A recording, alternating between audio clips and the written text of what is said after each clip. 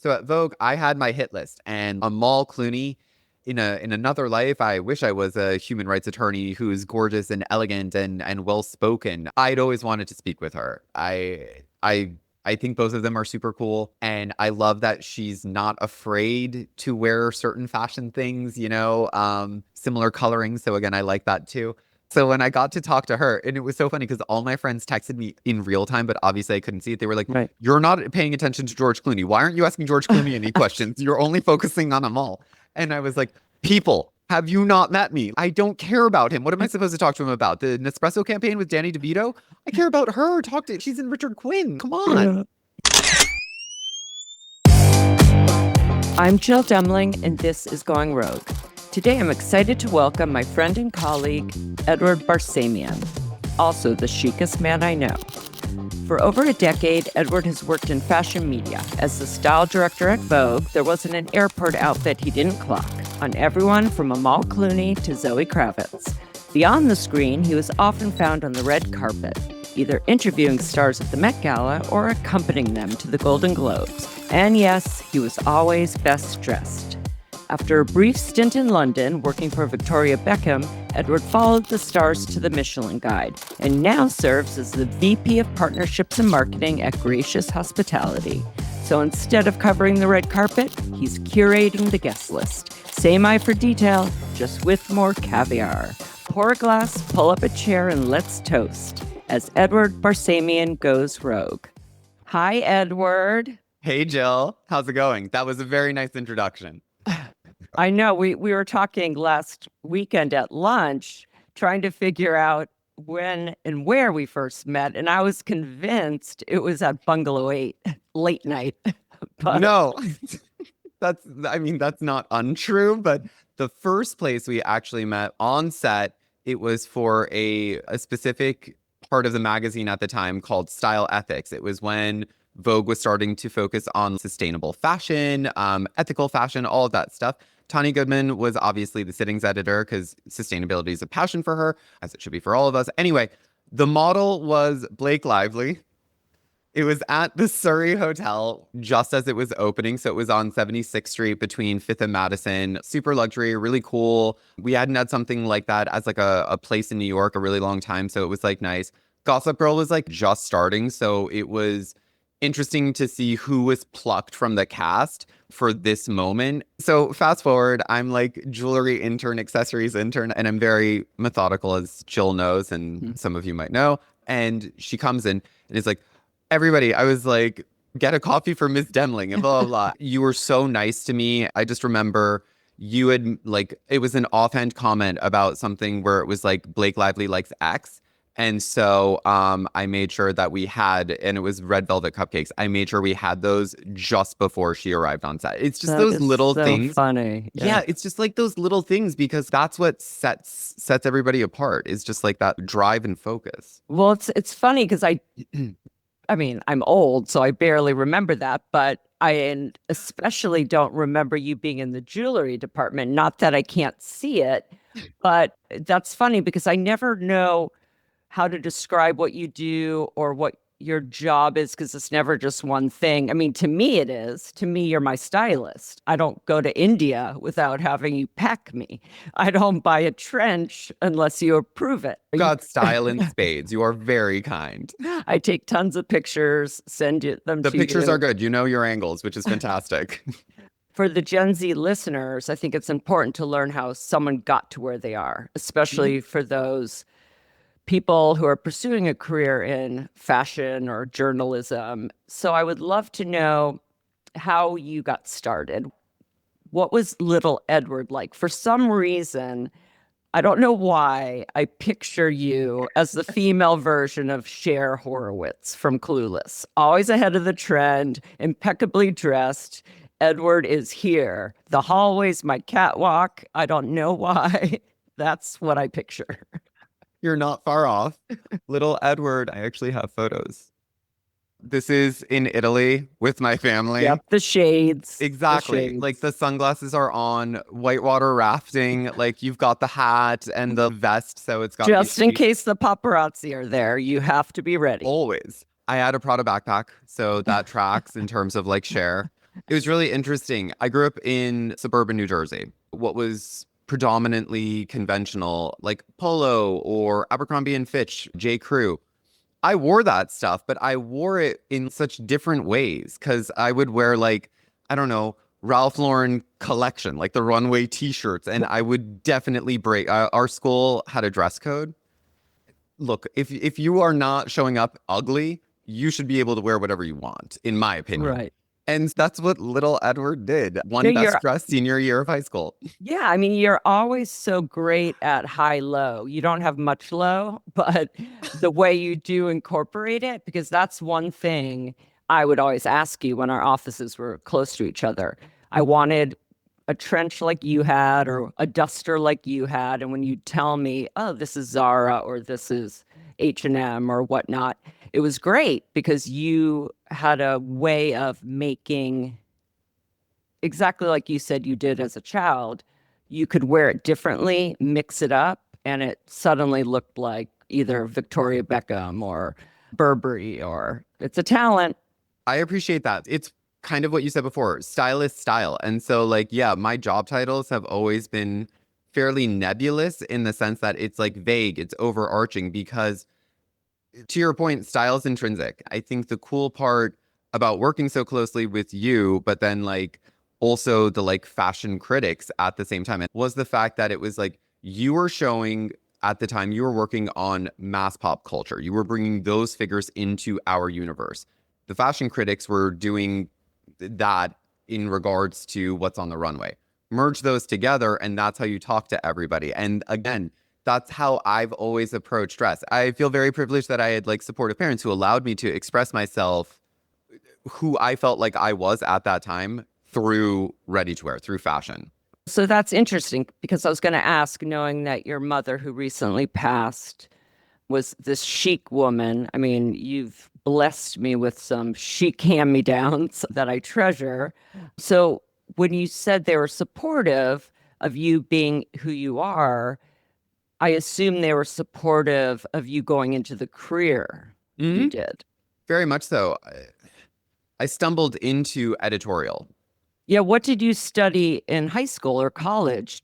Were you reading fashion magazines? Were you Totally. This is going to sound weird. I did grow up with Vogue, but not really. We were a W household back in the old day when it was like giant, oversized Yes. format. You had the gossip column in the back, Susie and all that stuff. And it was so much fun because you had those like hyper color shoots with Stephen Klein or David LaChapelle or Mario Testino. And it was like the Beckhams together pre kids sometimes and stuff like that.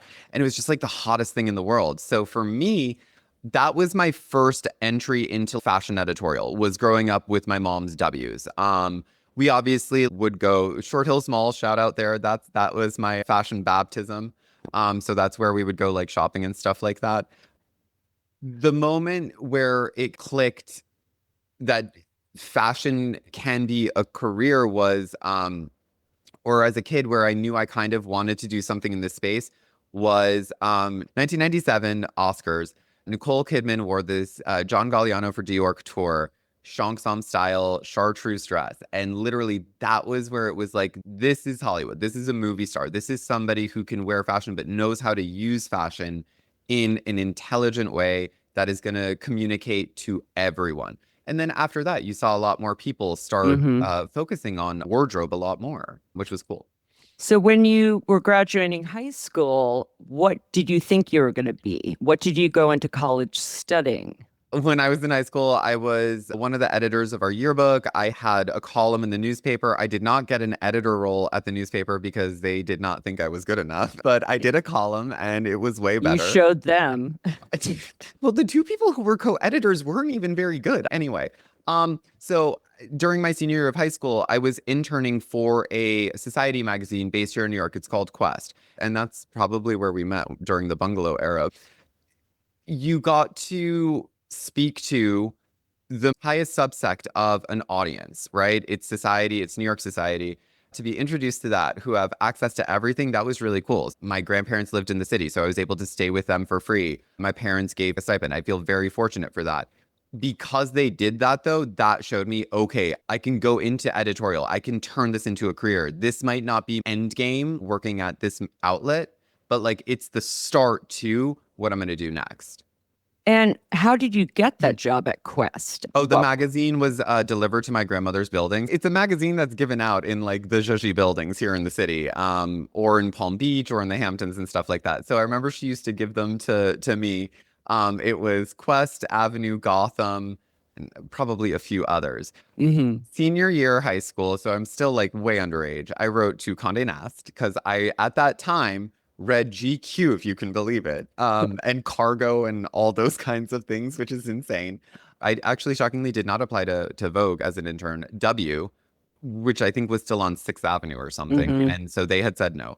All of Condé Nast basically said, no, you're too young. We only accept college students. And because I was just before freshman year, they said no. Quest immediately, like the editor-in-chief, David Patrick Columbia, wrote back. I interviewed, and I remember I was wearing a Ralph Lauren pink pony tote, which I thought was the coolest thing at the time. It still is. I love that campaign. But like literally, I thought I was like the biggest badass. Now I'm like, oh, whatever. So you wrote him asking to be an intern the summer after high school before college, and you got the gig. I got the gig. They took as much free labor as they could. They had me doing stuff for the fashion department. It had started off as a luxury real estate magazine. So that was the basis of a lot of our content. So I was working with like luxury developers or interior designers who were doing luxury developments. So it was really interesting. But at the same time, they were like, you go out, right? So like you need to start talking about like where you're going out, who you're seeing, all that kind of stuff. And that was really fun. And to your point, I grew up in the suburbs of New Jersey. Up until that point, I had come into the city for like family things or to like go to the symphony, the opera, whatever, like what we did as kids growing up. But the clubbing aspect, the like going out aspect was a lot of fun. Plus, I was like younger and it was like really cool. So, and then you went off to college, and did you study journalism? Did you continue? I went to St. Andrews in Scotland. And this is what I will say to any like Gen Alpha or Gen Z younger that aren't in school or college yet. If you know you're going to come back to New York, take college as an opportunity to like travel and to go out. I was the only person in my school's history to like go to St. Andrews at that point. And then afterwards, you would always have one or two subsequently do it. I think it was a fantastic choice. I studied international relations and art history. International relations, and we'll get to this later, I'm sure. Hugely important in our industry, like diplomacy 101. Like if you don't know how to talk to many different bodies at the same time in a clear and direct manner, you should be finished in this industry. But yeah, it was good. It was a really cool experience. I only did it for 2 years and then I transferred back to Parsons in the New School. I think I knew what I wanted to do. And so I really wanted to just be like, let's get going, right? Exactly. Because life's too short. And then from Parsons, what was your plan? Did you have the magazine list again? You knew who you had reached out to. So when I moved back from Scotland to New York, I was like, I'm getting an apartment. I'm going to do this. It was on the contingency with my parents that I was able to work full time for Quest. Their market editor at the time had left. She wanted to have a family, so she did. And they were like, he's young, he's cheap, he's got taste. So they gave me a job for literally next to nothing. And I'm not even kidding you. I think when I got the contract, I went out and I like bought something so ludicrous because at that time I had barely a salary, but I was like, we're going to do it. This is going to mark this moment. Anyway, I knew towards graduation of college, I was working full time at the magazine and going to class full time. I split it up so that I would like, because I was also covering evening stuff for the magazine, I would sometimes go to class in like a suit or change into a tuxedo. It was insane, but like hilarious at the same time, like Bond-esque, but like not as chic. Anyway, as I knew I was about to graduate, I saw that there had been a posting for a accessories, specifically fine jewelry intern at Vogue. And at that time, Vogue had specific editors for specific markets, like hats, belts, gloves. That was somebody. Bags, lingerie, bags, et cetera, et cetera. So fine jewelry, given the value, given the sensitivity of it, also given like the fact that a lot are advertisers, it's a very sensitive market, and you need to be somebody who's like very detail oriented, but understands what sets something apart from the rest. Coming from Quest, where again, we were working with Graf, Harry Winston, Van Cleef, like I had experience with this. So I was really excited. The scary part was I was graduating college and I was leaving a job where I had been there for a few years. How did you juggle the job while you're still in college? I really had very little personal life at that time, to be totally transparent. Like I would go out, I would party and whatever, but it would be part for work. I have to report and cover and whatever, partially to get the magazine out there to a younger demographic.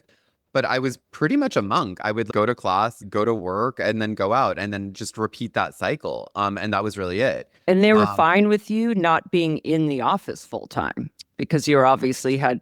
Correct. I would be in class during the day for an hour at a time. I would go to class at night. I would go to like some classes in the morning. It was like Tetris trying to figure it out. But again, remember my role as market editor. So I was supposed to be out and about at like Herrera or De La Renta. Back when they were all on like 7th Avenue and a block away, you could knock them all out in 25 minutes. Right. It's so interesting you asked that because I look back and I was like, damn, I could do so much. I don't know if I could do it now. I like to think I could, but no, but that's very impressive.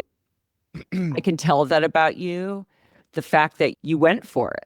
You literally went for it. You knew what you wanted to do. Let's get started now.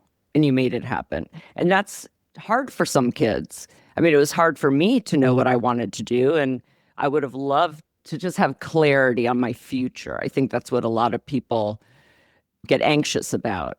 And it's great to have had a clear idea. This is where I will be. And let's go. Yes. It was awesome having that list. It was like Vogue, the New York Times, 60 Minutes. I know that sounds random, but 60 Minutes, again, if you can take a legacy institution and make it appealing to a broad audience, you've done your job. There is something to be said for that focus, that drive. I would not be here being interviewed by you if it wasn't for that. That being said, there is something to be said for letting things happen in their own time. I think I forced myself to get to that Vogue role the first time. Probably wasn't the right. I then moved into like an assistant role, and let's talk about that now that you're on it, because I do want to know where it started at Vogue, because you have had different positions there. It wasn't as linear as with others who come in as an assistant, become an editor, etc. So you jumped around a bit. What was that first interview? And tell us what happened next, how it all went down, basically. My very first interview was at 4 Times Square, 12th floor, old school Vogue. It still had the receptionists at that little desk. And it was like so cute because it like looked like an English garden. And it was with Amalia Karamitsis, who was the accessories director at the time. And she was in charge of fine jewelry. So she was making the hire about my internship. I got it, obviously. Fast forward, I've been in like fine jewelry for about 3 months. And sometimes the senior editors will give her things to get repaired. And Anna's office came and they were like, we have this like really special Riviera style necklace. It needs to be fixed. So I hand took it to Stephen Russell, which is a fabulous vintage shop. They repaired it because I was earning the trust of all of the different senior editors and going on the style ethics shoot and stuff like that. One of the assistants was supposed to be moved to market to work for then Meredith Melling. And they were like, who can we put in this role? And so they were like, well, what about Edward? And so again, she had never had a boy in her office before. And so I'm the type of person where it's like, you don't say no to opportunity. This is somebody who I've always wanted to work for. 20 whatever year old self is like pinching himself because it's like, you know, the reputation, you know, it's going to be demanding, you know, it's going to be difficult, but at the same time, you will not have a better school. And so it started off as like a trial during the holidays. And my gosh. I remember what the holidays are like. Gift buying. Okay. What did you have to buy? So I did also not have why to do it. I feel like no matter how long you were there will always be this unwritten sorority, as it were. You've been in it. And so anyway, you didn't have to? No, that was the junior assistant. But I would see I all the think wrapping paper. Jill clearly was the nice one out of all of the assistants. That was the junior assistant's job. And I just remember the part that was annoying for me is that the junior assistant would be gone a lot, either buying the gifts or in the conference room wrapping. And to man that office by yourself was nearly impossible. I remember when I first started, I can only imagine what you felt because it's intimidating. Okay. The thing about me when I started, I didn't know who she was. I hadn't worked at Vogue at all. So you're coming in probably even more nervous than I was. I wanted to make sure that I showed her what I was capable of. That I might not have been suited to be an assistant, I won't lie. But I wanted to show her, I'm going to give you everything. You will always see me do the best that I will ever do.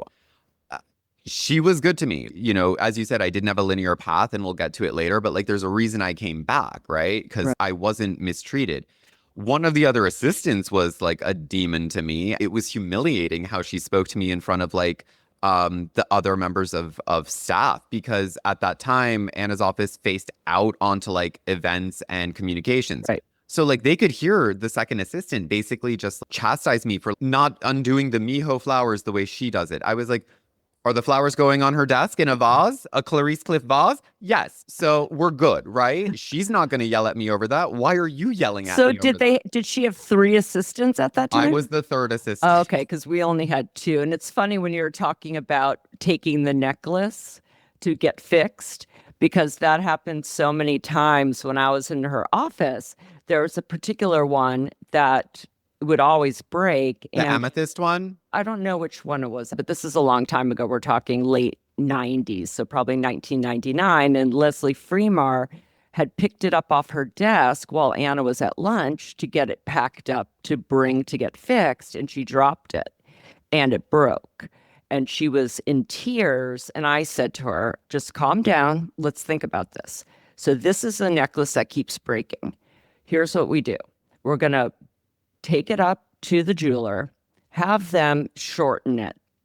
And then that's how we could explain why it's broken, why it's shorter, and that this is actually a good thing because it'll make it lighter and it won't keep breaking. Anna never knew that it ever had broken. And in fact, that's what the jeweler had wanted to do anyway. Those necklaces, man, always They're breaking. Beautiful, but the most delicate things in the universe. Oh my God. Yes. So what did you have to do for her, and how long did you last, and whose choice was it to move on from that position? Oh, I remember what I wore in my interview.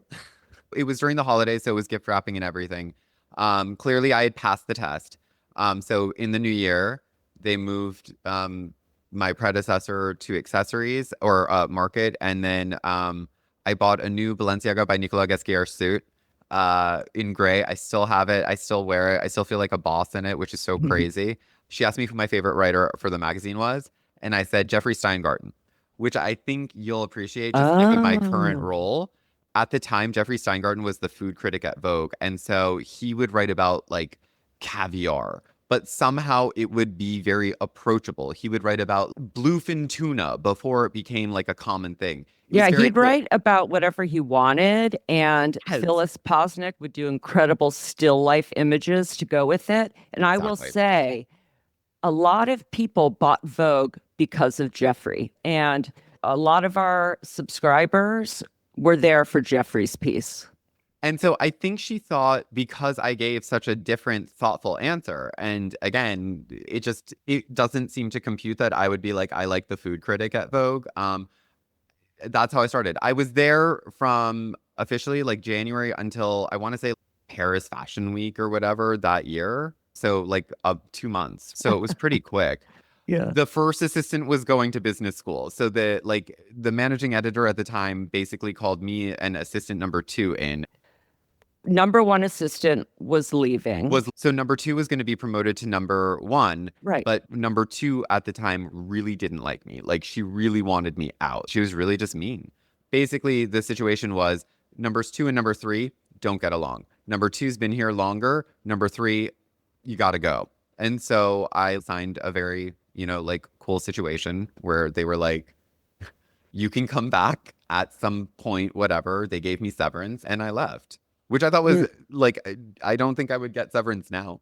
And did you talk to Anna before you left? Did she say anything? She was in Paris. Oh, She was in right. Paris for Fashion Week. So by the time some of the editors came back, they had shot me notes to my Gmail because I had left some of them handwritten notes thanking them for giving me the opportunity and the chance. Same thing with Anna. I did want everybody to understand I was supremely grateful for them taking a chance on me so early on, especially in such a role, and that I was sad that it was ending so abruptly. But again, it wasn't the right role for me. So how did you handle that? Because that is important, how you handle disappointment or how you might internalize failure, which looking back only led you on the path you were supposed to be on.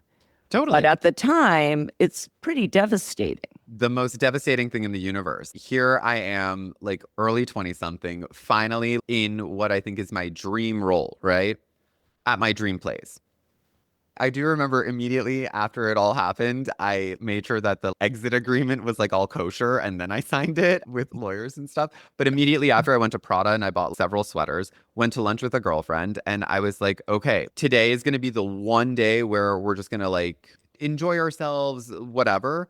The week after was kind of touch and go in the sense where it was like, what should I be focusing on next? What is my next move? All that kind of stuff. But then that second week, I gotten several job offers, which was really cool. And so it was very reassuring because, again, at that point, you think to yourself, maybe I'm not worthy of Right. in Maybe X this industry. isn't the right Totally. path for me. Totally. But again, my parents bet on me. And so I had to bet fully on myself. And I did. I went temporarily to Gilt Group. At the time, it was like the flash sale site. They had all of the designers on there. When I had just been at Vogue in accessories, we had worked on a collaboration with Gilt that was launching as I was starting at Gilt Group. So it was really cool. So I got to like work. I learned how to code, which I sadly don't know how to do anymore, but I wish I did. It was really cool being on the operations and back end side of what was at the time the leading like flash sale site. Yeah, it really was. Yeah. It was a big deal. That explains a lot because you seem to know a lot of different aspects of the industry, and knowledge is power. It's great to actually know the front, the back, the middle of how a business works, how a fashion magazine works. So then what? What happened after Gilt? So I was at Gilt from literally March, whenever it was, until September. So Sally Singer had been at Vogue as the fashion news and features director.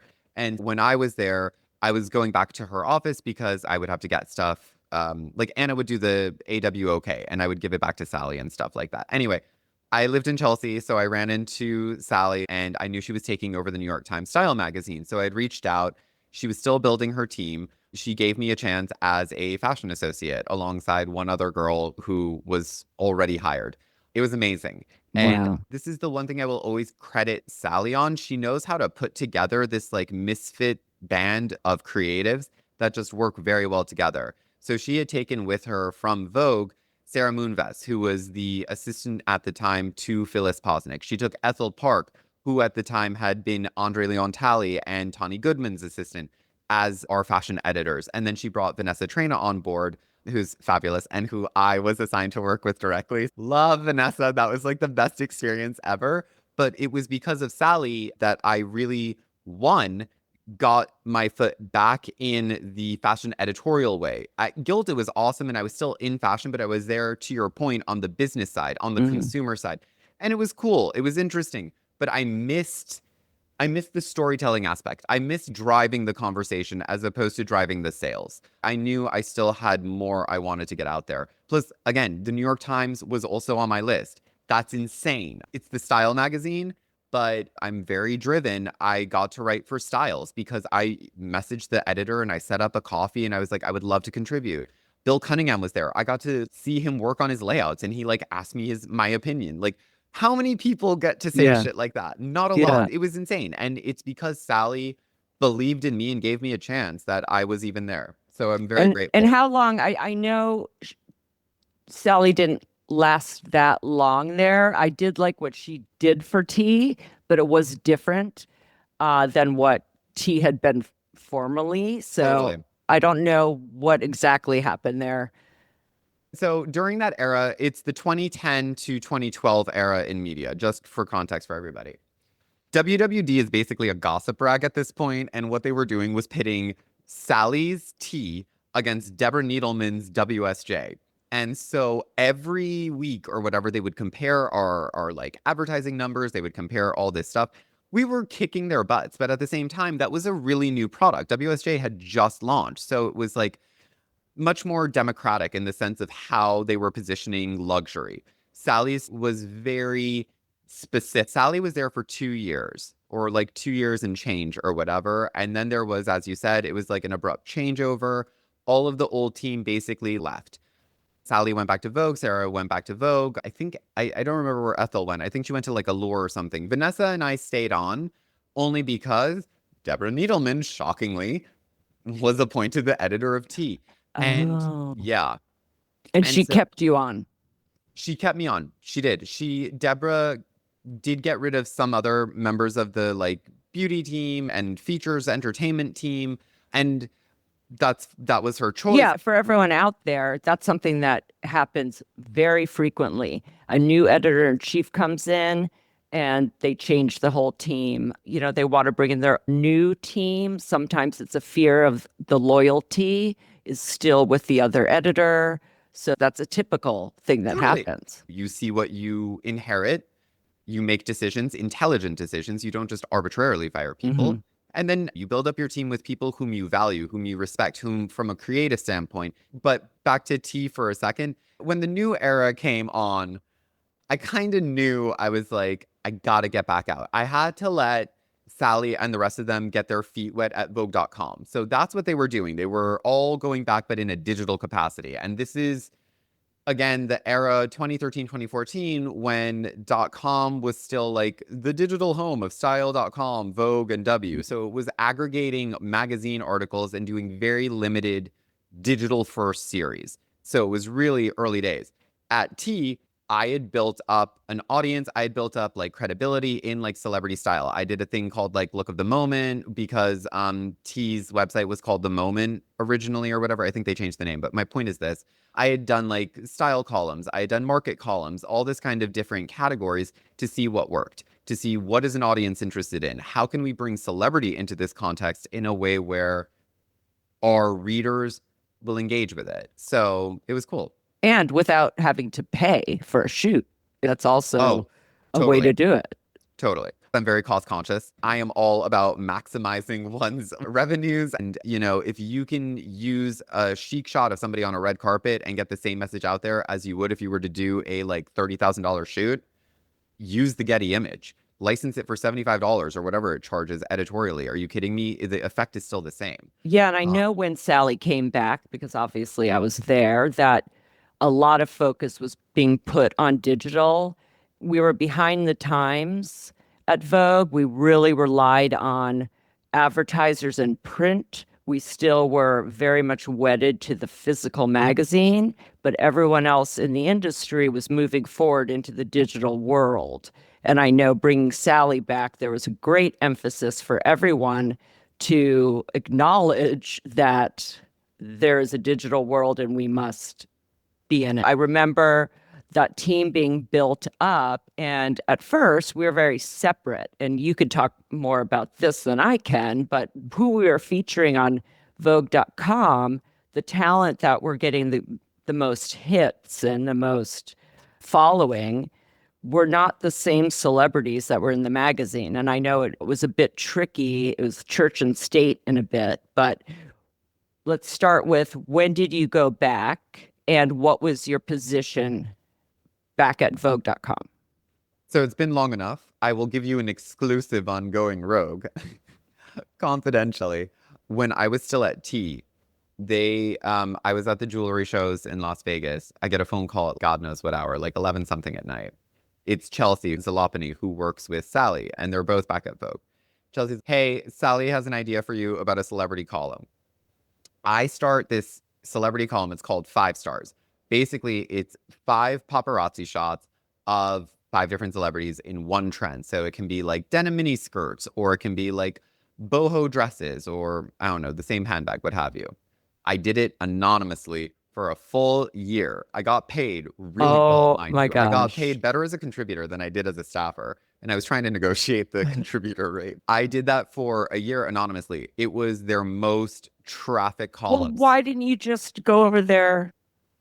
Oh, I was also in the process of buying a co-op, so I needed to show job stability. So I waited until the board approved me, and then literally I resigned the next day from the Times and accepted the role at Vogue. Wait, so you didn't leave the Times to go to Condé Nast because of an apartment? It was also, we wanted to see if the column would work. It was Okay. twofold. It was twofold. But again, it was nice having that job stability for London Terrace. Okay, so now you're at Vogue. I'm back at Vogue. Did you have to meet with Anna again? No, because at that point, digital, to your point, the company had made such a huge investment in digital. And so if this is who they believed in, and they brought me along with, I want to say 2 other external hires at the time, Alessandra Codina, who I believe was coming from either Bazaar or WWD, and one other person who I can't remember. It was, I think Anna had such faith in Sally's like group that, and again, she knew me as like a known quantity. It's not like I had done anything wrong. It was just like Right. not the right role. So no, I didn't have to meet with her again. So then right when you get back to Vogue, you start this column.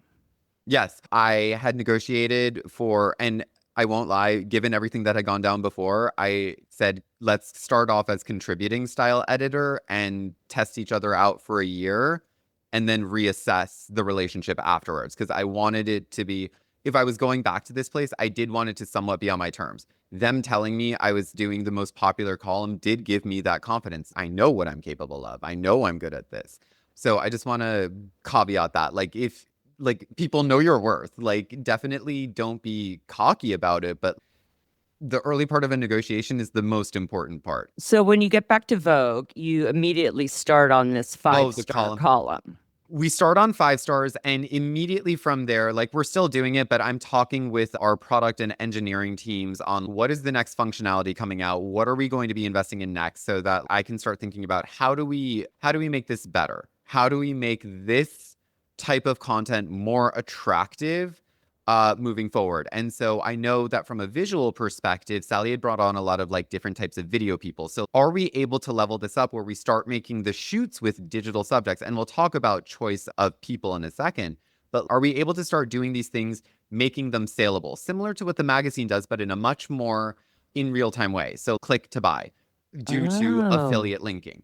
And so that's why, again, like being at Gilt gave me that kind of perspective that I normally would not have had. Like, to your point, it was still early days. We could have been a leader in digital selling. And I think we were in an editorial perspective. I do think we could have pushed things further. Okay, so then with your airport images, when you're spotting celebrities out and about at an airport, are you thinking about what they're wearing and if it exists for the reader or I don't know what you call it when someone's following the followers of your column? So you couldn't pick something that was couture.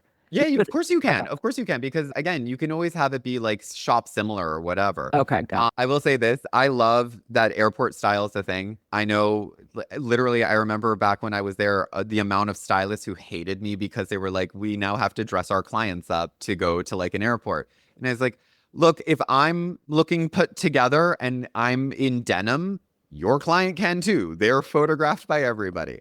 By the way, I am wearing a sweater that both Jimin and one of the girls from Blackpink wore at an airport. This is my airport sweater, actually. That's genius. Would Anna or Sally say to you, we need to promote jeans. We have to promote Levi's. So find someone with a great jean walking through an airport so that we can offer a Levi version to our customer? It actually happened in reverse, if you can believe it. So I have one very specific context. Gigi Hadid, like way, way long ago, 2016 era, wore these Stuart Weitzman over-the-knee gray suede boots, and she wore it with a gray sweater dress. And she wore it many different ways. And so I remember I was covering it, and I was like, it's her favorite over-the-knee boot, blah, blah, blah. Lo and behold, she then gets a contract with Stuart Weitzman. But Weitzman, because they saw the traffic that our site was bringing to that boot style, took out branded content with us, digital advertising, digital banners. I did SpawnCon, obviously unbylined once, as a test to show the team of writers who the publishing side had brought on how to do sponsored branded content that still felt like organic editorial content. And it performed really well. I have to say, it wouldn't come from Anna or Sally. Susan Plageman, our publisher at the time, who's president of WME Fashion now, would send emails to me with Anna and Sally in copy being like, I just saw your piece on this, love you. They just came in for advertising. Thank you so much. They just saw this piece. We're really appreciative of what you do. And just getting those emails from Susan with Anna and Sally in copy, because I know I wasn't always going to get it from Anna. I know I wasn't always going to get it from Sally. But to get it from the business side, the revenue side, that understood that showing the commercial side of fashion to an audience that like just wants to buy something chic, that just wants to buy something cool, it's not bad. It's not a dirty thing to be commercial. It just showed me that you can be chic, but you can also be commercial at the same time. Well, that can be a double-edged sword, though, if the publisher is so into what you're doing on the editorial side, that could then influence what you're doing editorially. Now, it would always be after the fact. And it wasn't like all the time. It was very specific things. And then they like would get a flood of emails from their like specific advertisers being like, hey, we love this piece, or hey, we're going to come in because of this. So no one would call and want that sort of coverage. No. What was really cool was Choma Nadi, who's head of edit for British Vogue now. She was my direct boss, fashion news director at the time. But she gave me a coterie of writers on that team to sprinkle out celeb style. So it became just me doing it. Till now it was a team of 10, which was awesome and really helpful. It was never a case of, can you guys write about this bag? For me, it had to be chic. And I will say this, I felt very privileged to be at .com during that era, like 2014 to, I'll say like 2017, 2018, where we really could push it. We were able to, I got to interview Erica Jane before the whole like... I remember when you brought her in. And that's the thing. We got to do stories about people who are in the fashion sphere, but doing it on their own terms in a still very chic way. So it's still Vogue at the end of the day. It was just, again, showing it in a different lens. And how many columns did you have at the time? And what was your deadline situation like? You're having to write, you're having to deliver on a consistent basis. There were days where I would write up to 6 celeb style stories a day. And by 6 celeb styles, you're talking, it's not like long form 1,200 word essays. It's between 300 to 750 because you wanted to track on Google. And again, like the audience is reading every third word. So there were days I was doing up to 6 of those a day. I was also editing our party section, which I thought was tremendously important. That was the section Anna would message me about, to be honest. Out of everything, that was the one. And I appreciated it because like she knew I took it seriously. It was like, I view Vogue party section as the cultural barometer, or like when I was editing it, I viewed it as the cultural barometer.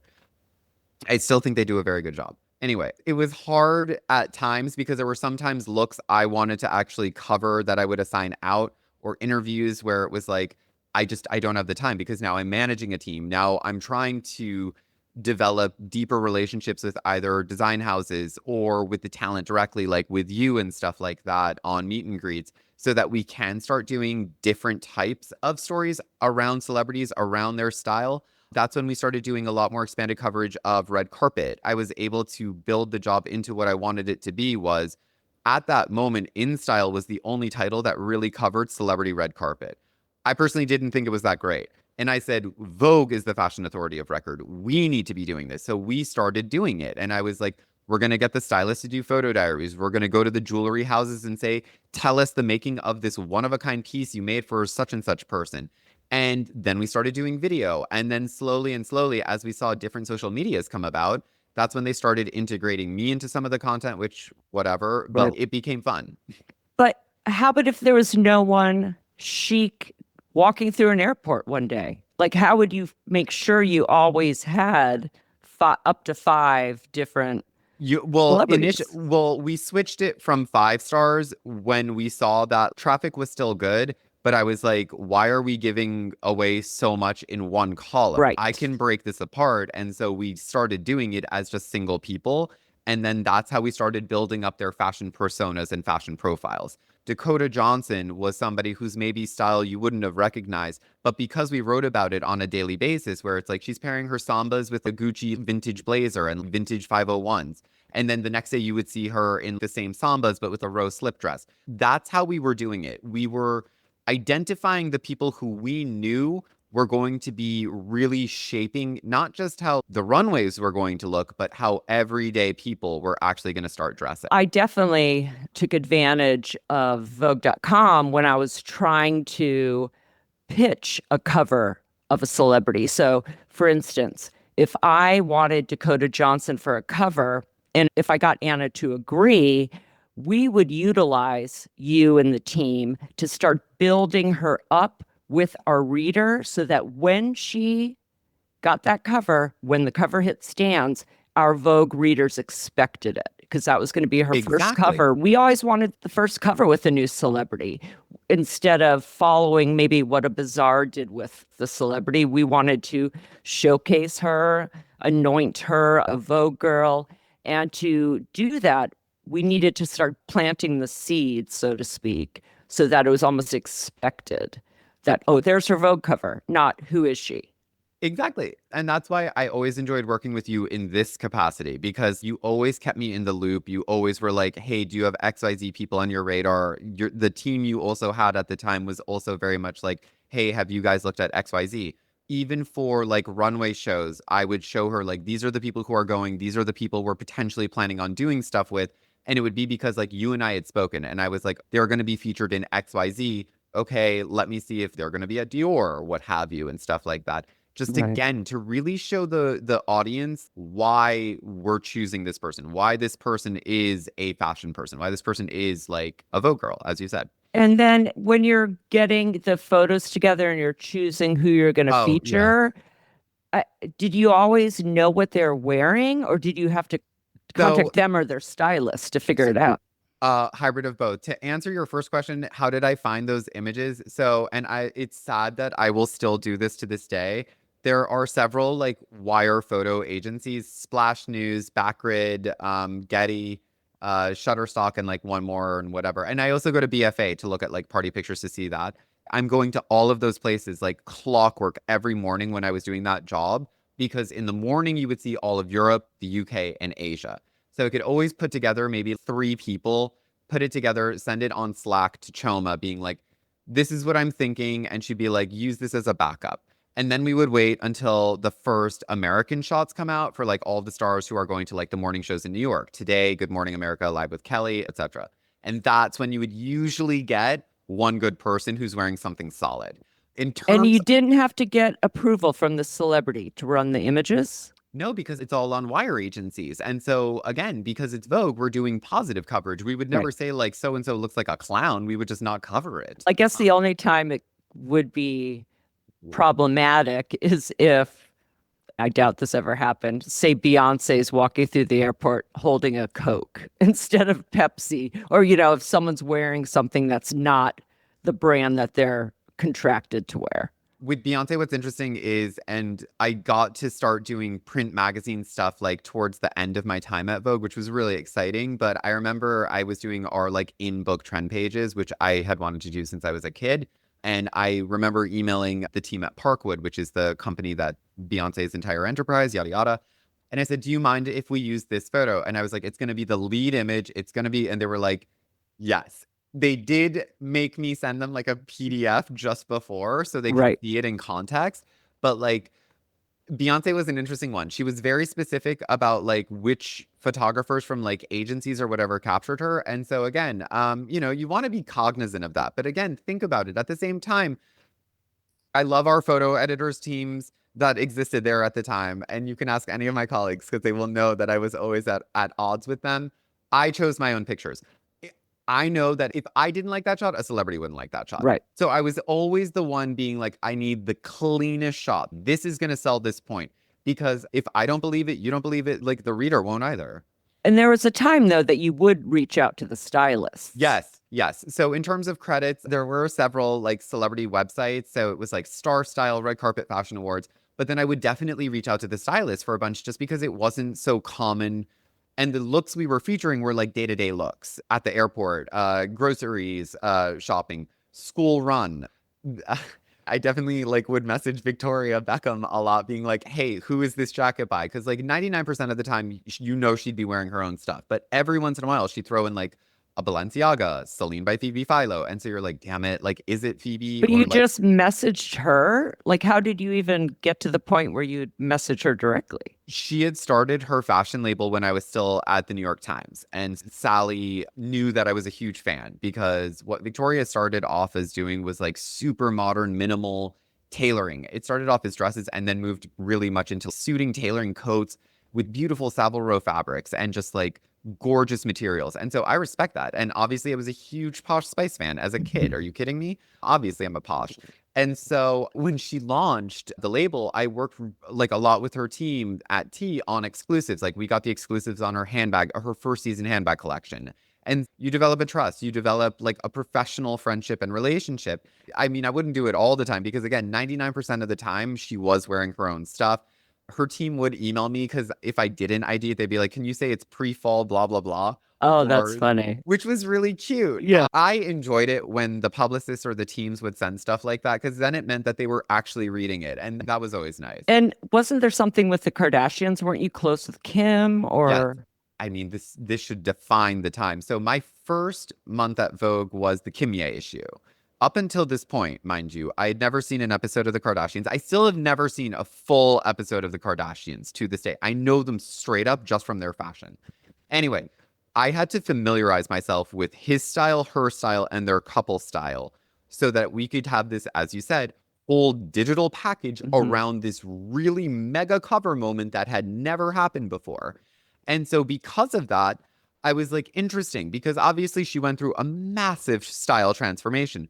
So I appreciated that she at least educated herself and she was trying to like learn about the designers and learn about the houses and stuff like that. She's a fellow Armenian American, so obviously I'm going to be always supportive of that. For me, it was really just the intellectual curiosity. Like she knows she wasn't a fashion person. She's grown into one.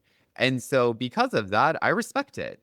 I remember there was one season of it's defunct, but then Yeezy, and she literally commissioned, or like they had commissioned the company Splash News to photograph it pap style. And I remember it was always supremely expensive. And I used to have to get, if a photo of a celebrity was more than like $200, I had to get approval, which is crazy because all of my columns were like numbers 1 through 5 daily on like the traffic chart. But anyway, so the Kim photos in this exclusive like drop of Yeezy were like $250 each. And I negotiated. I was a pretty strong negotiator. I was like, we want 3 of these looks. We'll give you this much. It was just interesting because, yeah, she would then send a note being like, this is like Yeezy season 6 or Yeezy whatever. She would directly send a note to you. I would get it from the team. From her directly, I remember I got some Met Gala credits or something because I was like, I want to know what you're wearing before. And then did you guys correspond with each other, like become friends? There's a professional friendship. It's so funny. Graydon Carter is releasing his memoir. And in it, he says he's proud that he's never had a Kardashian at one of the Vanity Fair parties. One of my original premises was, I think I talked to you about this, was taking her to like the VF party because she had never gone. And it was at a point where, for me professionally at Vogue, we were trying to think of new ways to make red carpet season like exciting and cool. Like I'd done the Golden Globes thing and it was still really cool. Don't get me wrong. But it's like, how do we start integrating the other brands, like tentpole moments, into the Vogue universe? Like GQ Men of the Year, Vanity Fair Oscar, Glamour Women of the Year, which I had already slowly started bringing into the fold. So it was like exciting for me.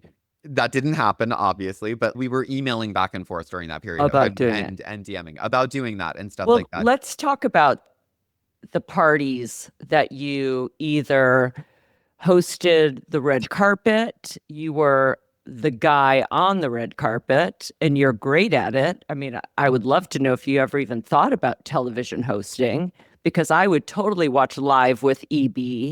You were I adore you. fantastic as a red carpet journalist, interviewer, whatnot. And then you'd also take different celebrities to the Golden Globes, to the Oscar parties. How did that all start? It started off with the Vogue photo video team downloading Snapchat on my phone. They were like, we want you to get comfortable doing this like on camera and stuff like that. So from there, I was presented an opportunity to go to the Golden Globes with Moet, the champagne brand of the Golden Globes. They were like, we really want you. We want you to choose a date. We were thinking like these people. So that first year, which was like 2015 or something, I took my girlfriend, Olivia Palermo, who at the time, massive Instagram girl, still is, like huge style girl, everything, which I thought was very nice of them, considering the fact that like we are friends. So that first year, we had no idea what we were doing, but it was like style.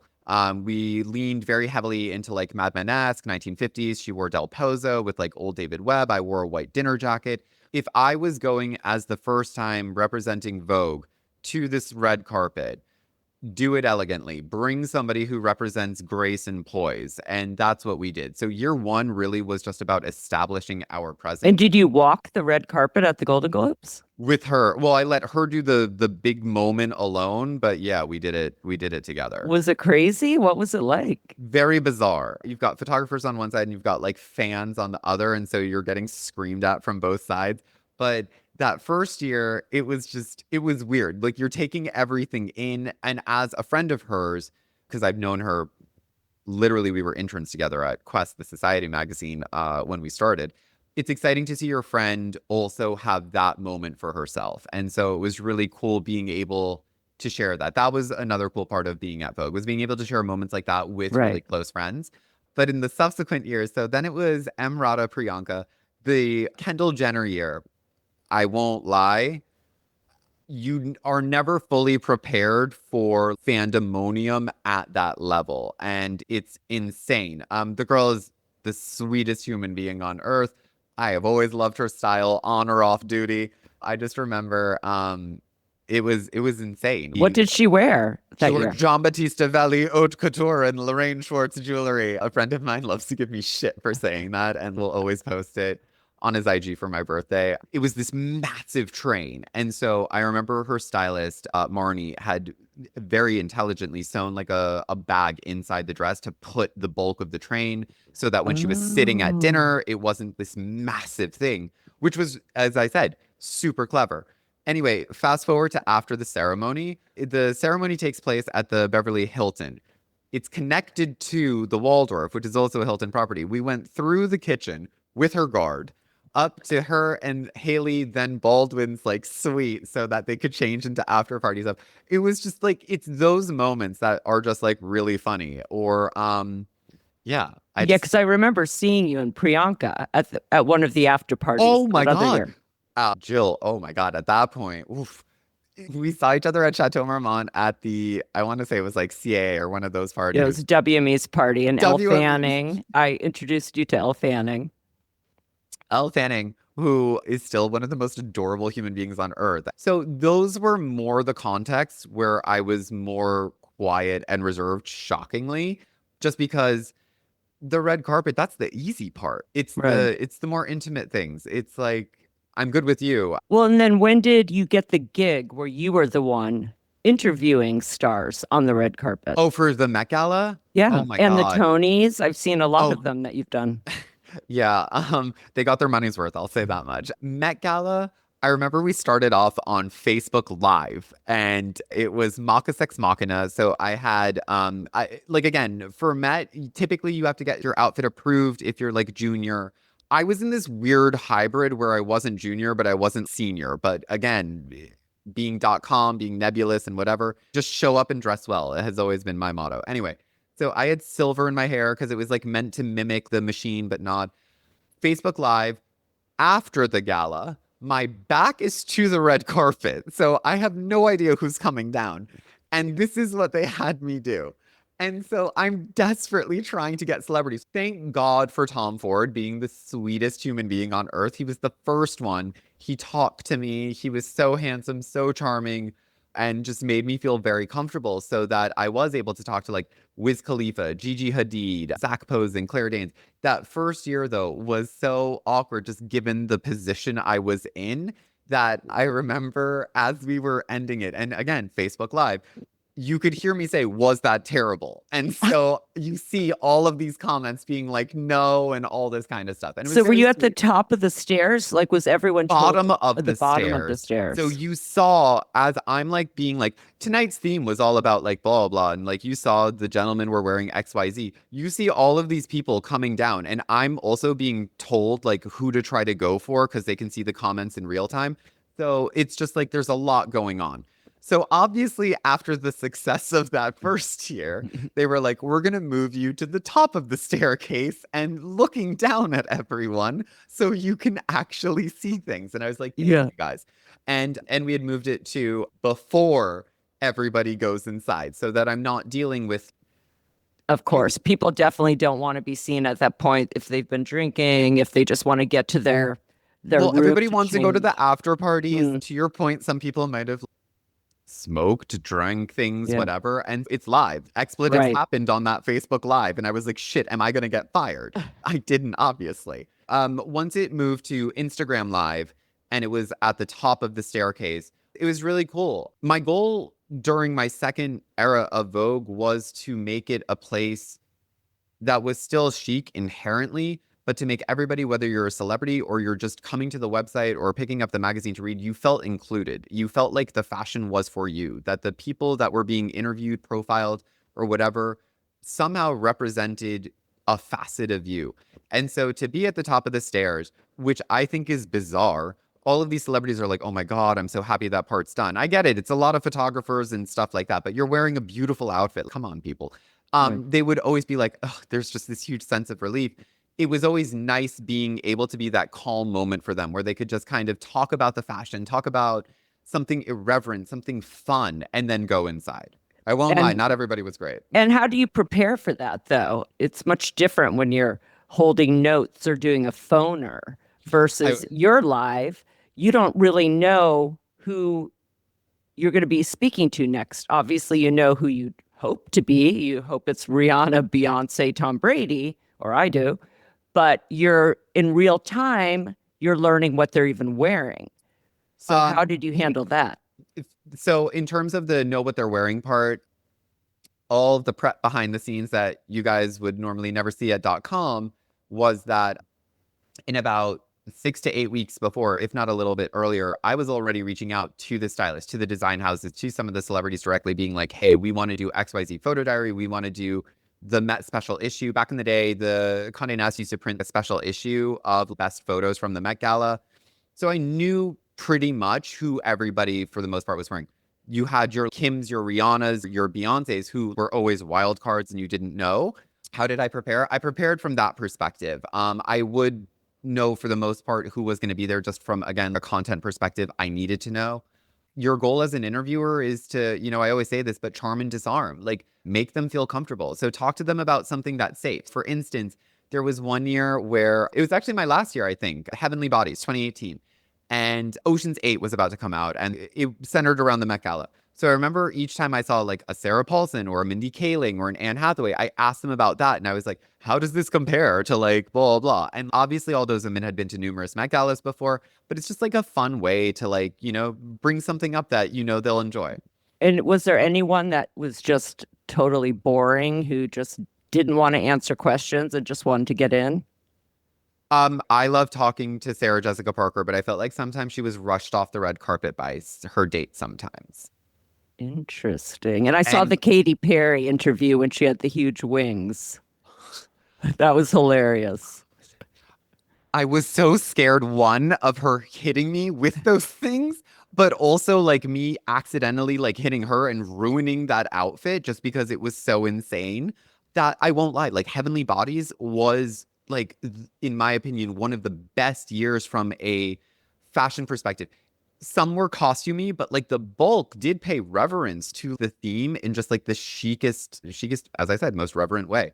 Those wings were insane. And I talked to her stylist about them, and she was like, there was no other way to transport her except in an open car. I mean, that was hilarious. And any other highlights from the Met red carpet? Yes. Someone that you were totally starstruck by and a little nervous when you saw them walking towards you? Amal and George Clooney. Like literally, Wow. like everybody has their, if you're a journalist, you have the places you want to work as like a dream, and you have the subjects you've always wanted to interview. So at Vogue, I had my hit list, and Amal Clooney, in another life, I wish I was a human rights attorney who's gorgeous and elegant and well spoken. I'd always wanted to speak with her. I think both of them are super cool. And I love that she's not afraid to wear certain fashion things, similar coloring. So again, I like that too. So when I got to talk to her, and it was so funny because all my friends texted me in real time, but obviously I couldn't see it. They were like, Right. "You're not paying attention to George Clooney. Why aren't you asking George Clooney any questions? You're only focusing on Amal." And I was like, "People, have you not met me? I don't care about him. What am I supposed to talk to him about? The Nespresso campaign with Danny DeVito? I care about her. She's in Richard Quinn. Come on." Yeah, Amal Clooney. I want to hear your list. Who are your tops? Best dressed of all time? Who do you consider to be the top 5 best dressed as street style versus red carpet? Street style for sure, Rihanna, but she can be both. Victoria Beckham, like Mhm. legit. I do like how she still puts outfits together to this day. It's just clean. The Olsens. I've never gotten to interview them. I've only been at like row appointments and stuff like that. They are elusive, and I would want to talk to them about not their fashion label, but literally their personal style. Right. The Olsens. That's funny that you say that because Vogue.com just did a piece on their spring style. On the The Olsen Olsen- spring Yeah, style. yeah. It's one of those things. It's like, you know how to mix high-low. You know how to mix like super old beaten up with a ratty fur, but not make it look like Grey Gardens, but make it look like an elevated take on that. It's a very unique proposition. Rihanna is somebody who I think everybody should look to from a fashion perspective, only because you see that she genuinely enjoys it. And that's how fashion should be. It should be something that people enjoy, that you feel like your truest self in at all times. And that's Yeah. why she was always somebody I wanted to interview. And she was somebody I didn't mind waiting. Actually, that's a lie. I did mind waiting, but like I waited 4 or 5 hours, and I was like, it's still worth it. No, I always say it about Rihanna that she's always sexy. And to me, confidence is sexy. So she can wear a sweatsuit, a huge fur, a huge blanket on the red carpet, and she's sexy because there's Exactly. confidence there. She does not have to be half naked to be sexy. And I really admire that about her. And that's something I will continue to tell my daughter until she's Do it. 18 because it's important. Kendall Jenner and Hailey Bieber are the other two street style people. I like Hailey's evolution. I was a huge fan of hers when she was Hailey Baldwin. I felt like she definitely got a lot of hate. And so I was like, this poor girl, she's so sweet. And Kendall Jenner, I love the Walmart Birkin. I love the $20 Picotine on TikTok.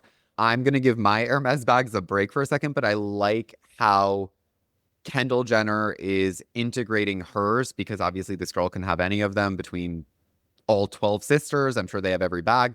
I like how she's doing it in a very like old school Ralph Lauren way, where it just feels like classic American luxury. It doesn't feel like it's forced in your face, and it's just chic. I like it.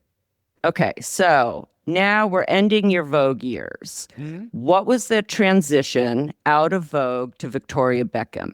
Had you felt like you had done all you had dreamed of doing at Vogue and it was just time? I find myself staying at the party too long all the time, not knowing when to leave. I spent 20 years there. I like how your career, there's great starting points and you always transition at the perfect time, either right before something is going down or when it's getting same old, same old. So how did you get to that point at Vogue that you felt it was time to So I had my hit list of interviewees, and after I had done Amal Clooney at the Met Gala, I was like, I did it. Amal, Victoria, Rihanna, Kim Kardashian West, and I don't like VB, I guess, I think is what I had said. I had been able to do the Flash trend pages, which was like a hybrid of like party pages, trends on people, but on celebrities.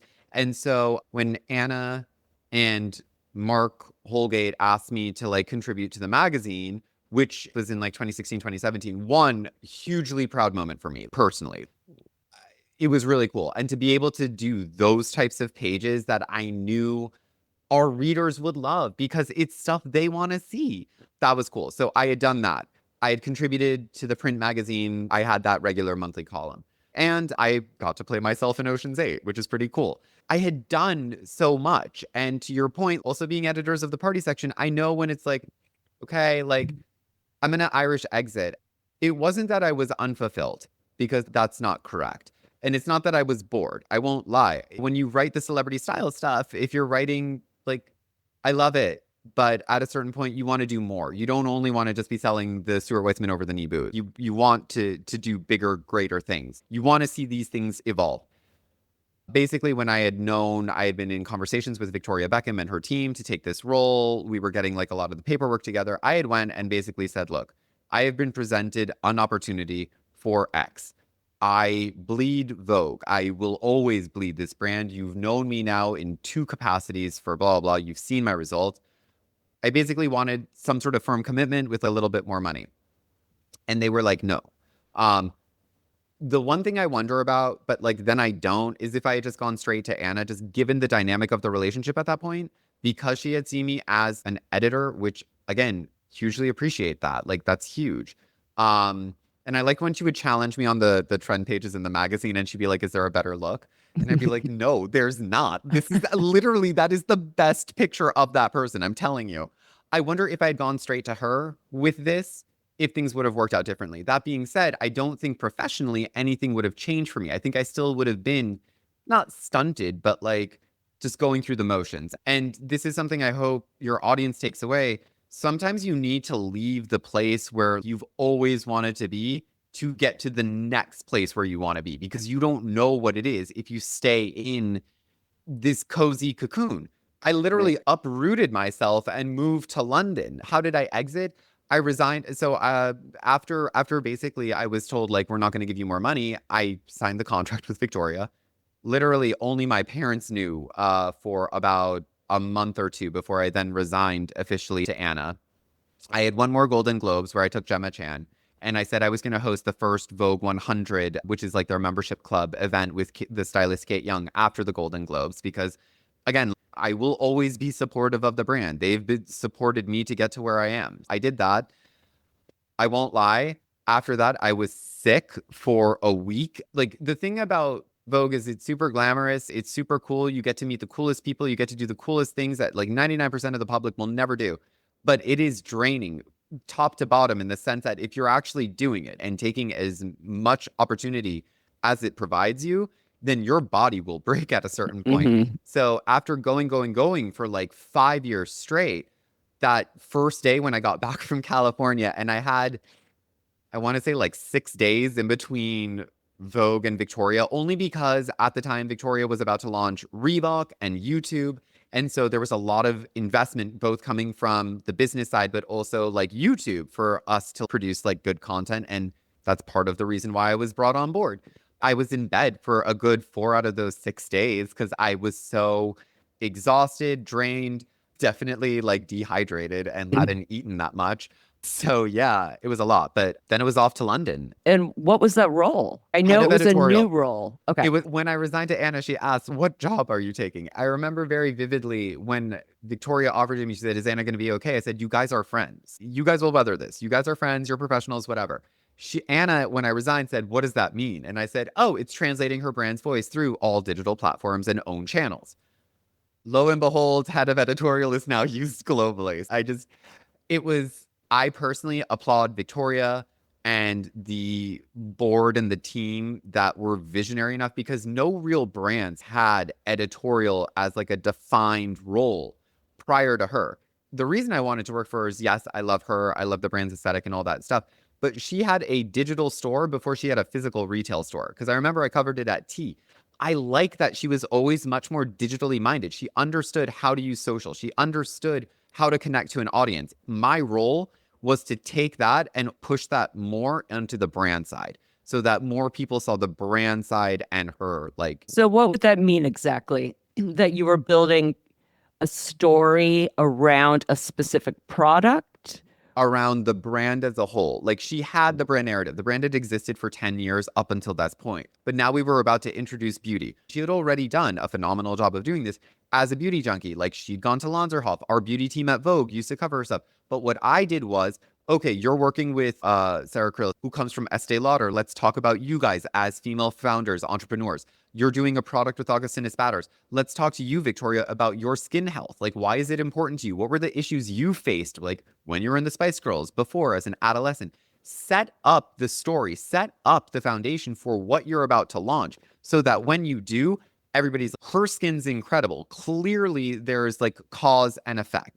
And Okay, so it's almost like she was the brand ambassador Yes. herself for her own brand. So she was doing the content that maybe a Kendall Jenner would have done for Estee Lauder. Yes, but then part two of it was on the other side, bringing in the other people who are representative of Victoria's interests, hobbies, whatever. So like she goes to the theater a lot. So at her fashion show, we had Sophie Okonedo as one of our like VIPs. She loves minimal style. So Gaia Raposi was there. She loves female filmmakers. Gia Coppola was there. It's just, again, plucking out those figures who are evocative of the brand values, but also her values. Like I always said this, every woman or every person will aspire to be VB. Like the woman will look flawless, doing the school run, dropping off that kid, blowout, makeup, everything. We need to show people you can wear those clothes or you can wear that like makeup and stuff and integrate it more in your everyday life. And that's what the other people were for.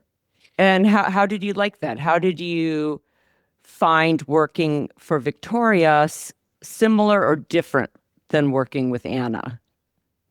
Victoria and Anna are similar in that they're both obviously British, but they have a good business American mindset in terms of like, we want to speak to a big audience. We want to sell to a large consumer base. And that's why I respect them tremendously because they understand that.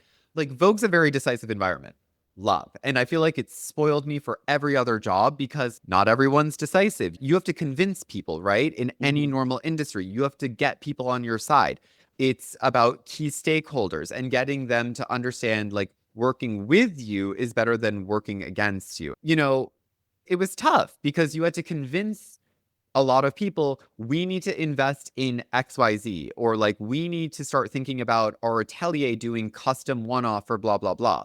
It's just little things like that. But again, I felt privileged because they let me spearhead like our corporate social responsibility initiative. So Pride. They were already under development of the first ever VB Pride campaign. It was a really cute t-shirt. It said, everyone deserves love in like rainbow foil. And they were like, okay, like you're gay. We want you to spearhead this and like find us a charity, come up with all of the like marketing, all that kind of stuff. And that was really cool because I feel like if you are at a place that has a voice and a platform, find what's important to whatever that brand is or help that brand or person define it because you have an opportunity to really do some good. You know, we raised awareness for the AKT Trust, which helps British youth homelessness. It was cool. And then it carried on for several other years. I'm sad that they didn't like continue on this year. It's only been like a few years, but maybe it'll come back. It seems like a lot of the positions you held through your career were new positions created for you. They didn't exist before you had them. I mean, that's really cool in one way, but it's also hard in another. It's great because you're not being compared to a predecessor. You are able to do things your way. You're coming in and really taking control of what this will be, what your legacy will be there, what the imprint is that you're going to make there. But it also is hard sometimes for the other side to understand because you're not being compared to anything else. Totally. So I think at Vogue, you're correct. They didn't have a style editor before. To be honest, I was just like, who are the people that paved the way for me to get here? Andre Hamish, Billy Norwich, like so many, but like those from a fashion perspective, most specifically. So like, I would love to, I will never be at their level. And so style editor felt like appropriate, right? Victoria, same thing. I knew what I wanted to do. I was very focused. I was very driven. And so again, I wasn't going to squander any opportunity. I was going to continually prove myself. In terms of the results, that's why I feel like I've been given the autonomy at a lot of these very esteemed places because they know that it's not my brand, but I want everybody to feel as passionately about this brand as I do, or love this product as much as I do, because like arbiter of taste, obviously. So how long were you at VB and how was that transition? I know I missed you not having you in New York, but we did get to see each other in London because I was working with British Vogue at the time. And of course, you helped dress me for the BAFTA after party. But how long were you in London and when did you decide to come back? I was in London for a year and change. Shout out to JD. She always had me at the British Vogue BAFTA parties. Oh my God, like introduced me to my God, this actress, and we actually wound up going to like a polo thing together, which I thought was really cute. And I think Youngblood was with us one year. Youngblood was amazing. It was the Tomlinson girl because I saw her at polo and she was wearing Victoria Beckham. You're just incredible because you welcomed me, even though you and Edward Enninful had this like OG coterie of people you knew and stuff like that. It was very nice. My time at VB was really cool, but it sucks. It used to happen in traditional editorial. Like there were periods at Vogue, and I'm sure you saw it, where people would leave in waves and people would join in waves, right? When I was at VB, I thought it was when everybody was joining. It was going to be like this new group, yada, yada, plus the OGs who I had worked with when I was an editor at T and then at Vogue. People started leaving. And so I was like, what am I going to do? And so I stayed, right? Then the pandemic happened. It was one of those scenarios where it's like, I can either stick it out here and be super far away from my family. At the time, I only my mom we knew was sick, and I could have stayed in London. Like she only told me after I had accepted the job and moved to London that she was sick. So that's a whole other thing. I knew I needed to come back. Victoria was incredible. I don't share a lot personally about myself, but with her, I needed to because she had taken a chance on me, right? It was tougher leaving VB during the pandemic than leaving Vogue the second time, obviously, only because I knew I hadn't been able to do everything I wanted to do there. Mm-hmm. I knew we had gotten her from a business perspective closer to what like the revenue goals were. From a vision and comms perspective, we had laid a beautiful foundation. Beauty was like on the up and up. We had pivoted from YouTube to IGTV because we were just like, YouTube was not our audience. I will just say it. At the time, it's very different now. I was enraged because this pandemic happened, my family's sick, and at the same time, I still want to do this, but I know myself, I won't be able to fully be in it because I will constantly be thinking about what's happening back home. Well, and that's an important, in a way, is it's not just knowing when to leave the party, and it's not giving up. It's just moving on. Yep. And some people, me included, I want to finish the task, but sometimes it's not meant to be finished. As long as you know you've done as much as you can, you just have to accept that.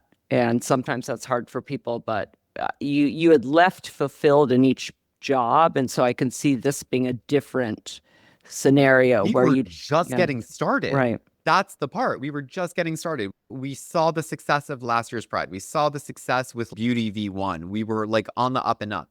So the pandemic, to your point, probably happened for a reason. Like I probably wasn't meant to continue staying there and I needed to leave. Lo and behold, like the lockdowns in London were way worse than New York. So I was grateful to be back home and like with my family during that period too. I mean, looking at your whole career, it's pretty spectacular. Your resume is 3 stars. You really have worked for the best of the best. It's really interesting to have learned all the different phases of Edward Barsamian. But I want to ask you and help build it, JD. You were instrumental in the development of so much of what .com did from a celebrity perspective. Think back to like all those crazy videos we used to do on like a shoestring budget. I saw this with what you did with Edward at British Vogue. You've been a champion of people's visions and making them achieve what they're looking for through what your gifts are, which is fantastic. Oh, thank you. I want to know, what do you think your superpower is? What makes you so great at all these different jobs that you've had? I like to think that and I hope this is true, that I treat whomever I work with the same level of trust and respect that I was given by the people whom I still have the highest esteem and respect for. Like, I was given that at a really young age. I could have been a monster. Like, given everything I've done, I could have been an absolute diva terror, especially given like my penchant for like tiaras. That's not what we should be doing. Like, we're here, just do it chicly, do it elegantly. That's it. And any great advice that you've been given along the way that you would want to pass on to our listeners? It's cliche, but keep calm and carry on. I got a huge knock in my early 20s from the place I always wanted to work.